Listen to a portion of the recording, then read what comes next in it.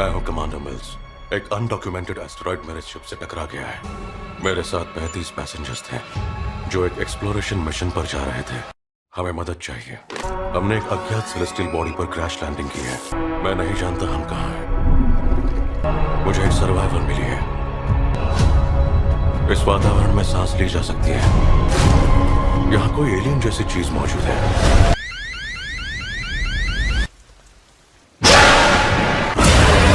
मैं बिना आवाज किए आगे बढ़।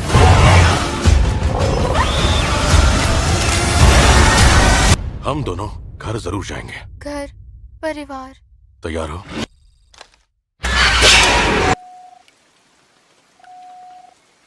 तो मूवी की शुरुआत में हमें मूवी के मेन कैरेक्टर माइल को दिखाया जाता है, जो अपने वाइफ और अपनी बेटी नेविन के साथ एक बीच पर आए हैं। तभी हमें पता चलता है कि नेविन एक जानलेवा बीमारी से जूझ रही है और उस बीमारी का इलाज करने के लिए काफी ज्यादा खर्च आने वाला था। अब पैसों का इंतजाम करने के लिए माइल ने एक स्पेस मिशन पर जाने का फैसला किया था, जिससे वो अपनी बेटी का इलाज कर सके। ये सारी बातें माइल अपने वाइफ से शेयर करता है। इस मिशन के दौरान mile as a pilot scientist की एक टीम को लेकर एक दूसरे प्लेनेट पर जाने वाला था, जिस मिशन को पूरा करने में करीब 2 साल का वक्त लगने वाला था। ये सब बातें माइल अपनी वाइफ और बेटी नेविन को शेयर कर रहा था। इस मिशन में काफी ज्यादा रिस्क था, ये उन्हें पता था, पर उनके पास कोई चारा नहीं था। इसलिए ना चाहते हुए भी वाइफ और नेविन मान जाती है और नेविन पापा को जल्दी से मिशन पूरा कर वापस आने को कहती है।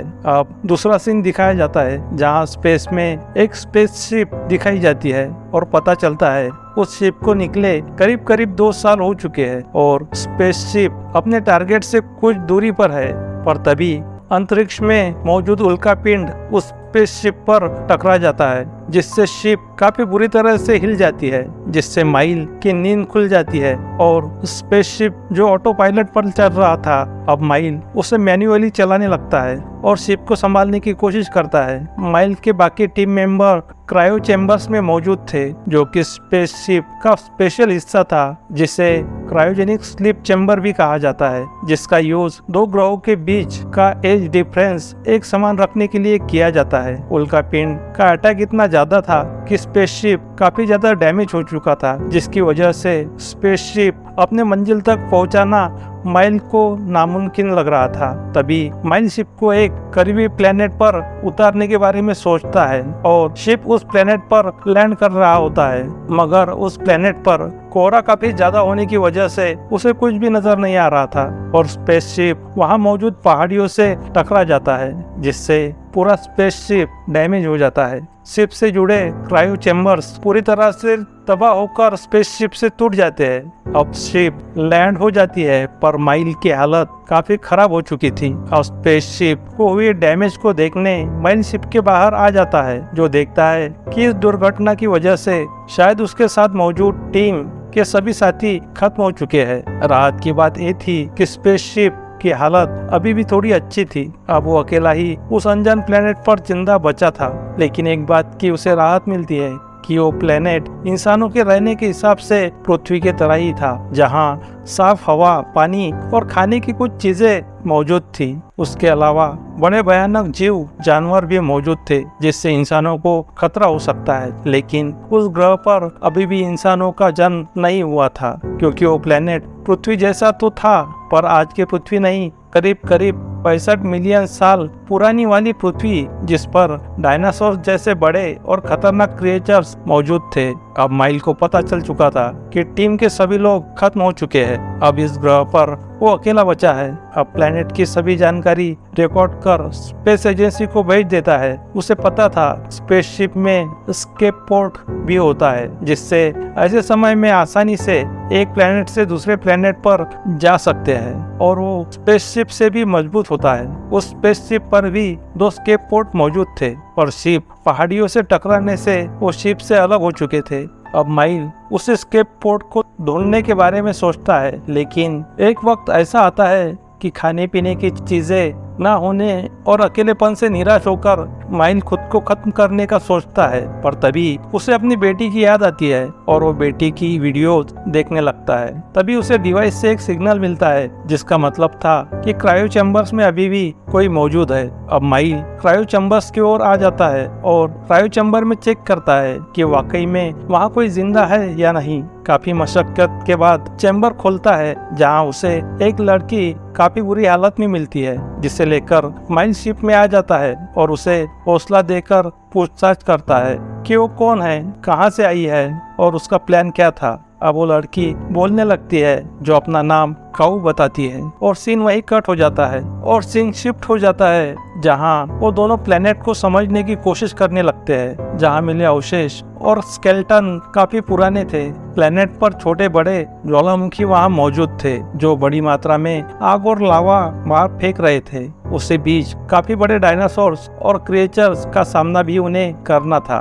इन सब के बीच उन्हें स्केप पोर्ट को ढूंढना था जो स्पेसशिप से काफी दूरी पर अलग हुए थे, मगर उसके जरिए ही वो पृथ्वी पर पहुंच सकते थे। अब माइल अपना एक डिजिटल जीपीएस डिवाइस निकालता है और स्केप पोर्ट को स्कैन करता है। उसे पता चलता है कि स्केप पोर्ट उनसे 10 से 15 किलोमीटर की दूरी पर है, लेकिन तभी उस पर एक डायनासोर का छोटा बच्चा हमला कर देता है। लेकिन माइल उसे पावर इलेक्ट्रिक गन से हमला कर मार देता है और वापस स्पेसशिप में आकर सभी बातें काऊ को बताता है और उसे ये भी बताता है कि हमारे शिप से करीब 15 किलोमीटर की दूरी पर केप पोर्ट पहाड़ियों के ऊपर है जहां हमें जल्द पहुंचना होगा। लेकिन तभी काऊ बताती है कि वो जिस क्रायो चैम्बर में यहाँ आए थे उसमें उसके माता पिता भी मौजूद थे। अब उसका कहना था कि माँ पापा को साथ लिए बिना उसे यहाँ से नहीं जाना है। माइल को पता था कि अब क्रायो चैम्बर्स में कोई भी जिंदा नहीं है। अब माइल काऊ से झूठ बोलता है कि उसके माँ बाप उसे पहाड़ियों पर पहुंच चुके हैं और उन्हें भी जल्द ही उस पहाड़ी पर पहुंचना है। अब काऊ मान जाती है और दोनों भी पहाड़ी की ओर जाने लगते हैं, पर वहां तक पहुंचना भी इतना आसान नहीं था। बाहर आते ही वो देखते हैं केवल जमीन पर चलने वाले ही डायनासोर्स नहीं है, बल्कि हवा में उड़ने वाले डायनासोर्स भी मौजूद है जो हवा में उड़ रहे थे और कभी भी उन पर हमला कर सकते थे। लेकिन छुपते छुपाते वो मैदान पार कर एक जंगल तक पहुंच जाते हैं, जिस जंगल में डायनासोर जैसे छोटे छोटे क्रिएचर्स भी थे जो उन्हें हमला कर मारने की कोशिश कर रहे थे, मगर माइल अपने हाईटेक इलेक्ट्रिक गन से उन क्रिएचर्स को मार कर खुद को और काऊ को बचा रहा था। अब आगे उन्हें एक झरना मिलता है जहां वो चैन की सांस लेकर पानी पीकर थोड़ा आराम करते हैं। अब माइल एक ऊंचे पेड़ पर चढ़ जाता है जहां से अपने जीपीएस डिवाइस से स्केप पोर्ट को देखने लगता है, पर पेड़ की डाली कमजोर होने की वजह से माइल डाली के साथ नीचे गिर जाता है, जिससे उसका एक हाथ बुरी तरह से डैमेज हो जाता है। अब माइल की चिल्लाने की आवाज सुन आजू बाजू वाले डायनासोर्स उन पर हमला करने उनकी ओर आ जाते हैं।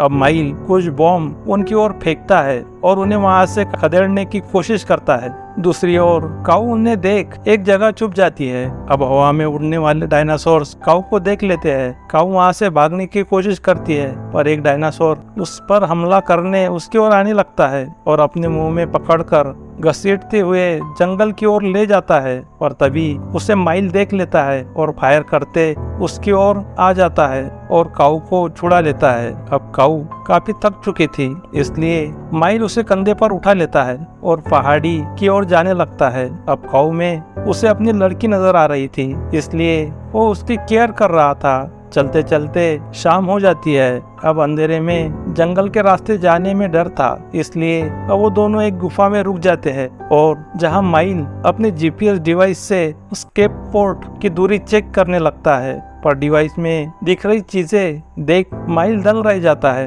वो देखता है कि स्पेसशिप के टकराने वाले उल्कापिंड अब पृथ्वी से टकराने वाले हैं, यानी उस प्लेनेट के हिसाब से पृथ्वी पर 65 मिलियन पुराना दौर चल रहा है और अब वो समय जब उल्कापिंड पृथ्वी से टकराएगा और डायनासोर्स की प्रजाति पृथ्वी से नष्ट हो गई थी अब ये सारी बातें माइल काऊ से शेयर करता है और जल्दी से वहाँ से निकलने के बारे में कहता है। तभी उन पर एक बड़ा सा डायनासोर हमला कर देता है, जिससे बचने के लिए दोनों गुफा के काफी अंदर आ जाते हैं, जहाँ उन्हें वहाँ से निकलने के लिए एक सुरंग भी दिख जाती है। पर सुरंग का रास्ता काफी छोटा था, जिससे दोनों को अंदर जाना मुमकिन नहीं था। अब माइल एक बॉम्ब फोड़ता है, जिससे सुरंग का साइज बढ़ जाता है, लेकिन उस साइज में सिर्फ काऊ ही अंदर जा सकती है। काऊ के अंदर जाते ही वहाँ डायनासोर आ जाता है और माइल पर हमला करता है। अब माइल अपने हाईटेक इलेक्ट्रिकल गन से उस डायनासोर का मुकाबला करता है और उसे चकमा देकर गुफा के बाहर आ जाता है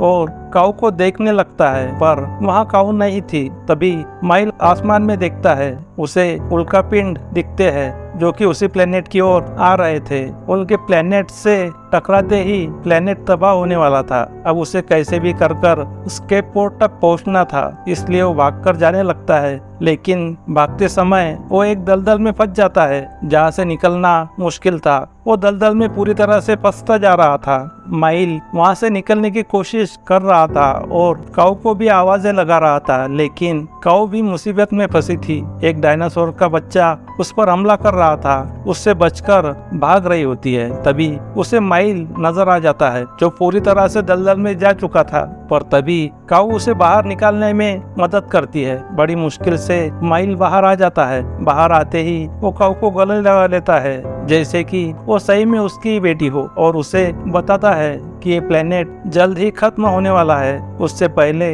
हमें यहाँ से निकलना होगा। अब दिन भर चलकर दोनों रात से पहले केप पोर्ट तक पहुँच जाते हैं, और खुशी की बात ये थी कि केप पोर्ट पूरी तरह से ठीक था, थोड़ा सा भी डैमेज नहीं हुआ था और वहाँ से निकलने को तैयार था। अब माइल उसे शुरू करता है और जल्द ही उसे उड़ाने वाला होता है, पर तभी काऊ पोर्ट से बाहर आ जाती है, क्योंकि उसे याद था कि माइल ने उसे कहा था कि उसके माता पिता इसी पहाड़ियों पर है। अब वो उन्हें खोज रही थी, पर जल्द ही उसे पता चलता है कि क्रायो चैम्बर्स में जितने भी लोग मौजूद थे वो सभी उस धमाके में खत्म हो चुके हैं। अब माइल भी उसे बताता है कि उसने उससे झूठ बोला था ताकि वो अपनी जीव छोड़कर यहाँ तक आए। अब माइल उसे समझाता है कि उल्कापिंड प्लेनेट से टकराने से पहले हमें यहाँ से निकलना होगा, वरना उल्कापिंड के धमाके के साथ हम भी इसी प्लेनेट पर दबकर रह जाएंगे। लेकिन काऊ अभी भी मानने को तैयार नहीं थी। अब माइल उसे अपनी बेटी की तस्वीर दिखाता है और बताता है कि ये 2 साल पहले वो अपने बेटी के इलाज के लिए पैसा इकट्ठा करने इस मिशन पर आया था। अगर वापस पृथ्वी पर नहीं गया तो वो मर जाएगी। लेकिन ये बात भी माइल काऊ को झूठ बता रहा था, क्योंकि उसकी बेटी यानी नेविन पहले ही मर चुकी थी। माइल को ये बात तभी समझ चुकी थी जब खुद को खत्म करने वाला था और स्पेसशिप में नेविन की फोटो और वीडियोस देख रहा था। अब माइल को भी इस दुनिया में काऊ के सिवा कोई नहीं था। अब काऊ भी माइल की बात मान जाती है और दोनों भी स्केप पोर्ट में आ जाते हैं, और जैसे ही माइल पोर्ट शुरू करता है वैसे ही प्लेनेट पर उल्कापिंड टकरा जाता है। यही बस नहीं था, 2 डायनासोर्स भी दोनों को देख लेते हैं और पोर्ट को बुरी तरीके से हिलाने लगते हैं। माइल को पता था वो यही रुका रहा तो डायनासोर्स काऊ को मार देंगे। अब उन्हें भटकाने के लिए माइल पोर्ट के बाहर निकलकर डायनासोर्स को अपने पीछे लगाता है, जिससे उनका ध्यान भटके और कम से कम काऊ की जान बच जाए। अब दूर जाकर माइल अपने गन से डायनासोर्स को मारने लगता है। एक डायनासोर मारने में माइल कामयाब हो जाता है, पर तभी उसके गन की बैटरी खत्म हो जाती है और काम करना छोड़ देती है। अब बचा हुआ बड़ा डायनासोर उसे मारने ही वाला होता है। अब माइल भागते हुए एक ऐसी जगह पर आ जाता है जहाँ कई सारे ज्वालामुखी फटने के लिए तैयार थे, जिनमें से लावा लगातार निकल रहा था। अब माइल उस डायनासोर को एक प्लानिंग के तहत एक फटने वाले ज्वालामुखी के ओर ले आता है और फटने से पहले वहाँ से कूद जाता है, जिससे डायनासोर्स के वहाँ आते ही ज्वालामुखी फट जाता है और उसका चमड़ा काफी ज्यादा मोटा होने की वजह से उस ज्वालामुखी का उसके चमड़े पर कुछ भी असर नहीं होता। अब दोबारा वो 2 गुना ताकत से माइल पर हमला करता है। अब तो माइल के पास बचने का कोई भी तरीका नहीं था, पर तभी वहाँ काऊ आकर डायनासोर के आंखों पर वार करती है, जिससे डायनासोर कुछ भी देख नहीं पा रहा था। और तभी डायनासोर एक ज्वालामुखी के मुंह के पास आकर रुकता है, जो ज्वालामुखी फट जाता है और उसमें से लावा और एसिड निकलता है, जिससे डायनासोर पूरी तरह से जलकर राख हो जाता है। तभी माइल को अपना स्केप पोर्ट दिख जाता है। अब दोनों भी भागकर पोर्ट में आ जाते हैं। माइल झट से उसे ऑन कर पृथ्वी की लोकेशन सेट करता है और देखते ही देखते स्केप पोर्ट उस प्लेनेट से पृथ्वी की ओर जाने लगता है, जहाँ काफी सारे उल्कापिंड उनकी ओर आते दिख रहे थे। देखते ही देखते प्लेनेट तबाह हो जाता है और माइल और काऊ स्केप करके पृथ्वी की ओर खुश होकर आने लगते हैं और यही मूवी की हैप्पी एंडिंग हो जाती है। तो अब तक आप मेरे साथ जुड़े रहे, इसलिए आपका बहुत बहुत शुक्रिया। आपको मूवी कैसी लगी आप मुझे कमेंट में ज़रूर लिखें और आपको अगर मूवी पसंद आई तो मूवी को लाइक करें, ज़्यादा से ज़्यादा शेयर करें और हाँ, चैनल पर अगर नए हैं तो चैनल को सब्सक्राइब ज़रूर करें। आपको यहाँ ऐसे ही मज़ेदार हॉरर मूवीज़ देखने मिलेगी। और हाँ, बेल आइकन को चेक कर लें ताकि मेरे आने वाली वीडियोस की नोटिफिकेशन आपको मिलती रहे। तो अब मैं आप सबसे विदा लेता हूँ, फिर मिलेंगे किसी और मूवी के साथ। तब तक के लिए बाय, धन्यवाद।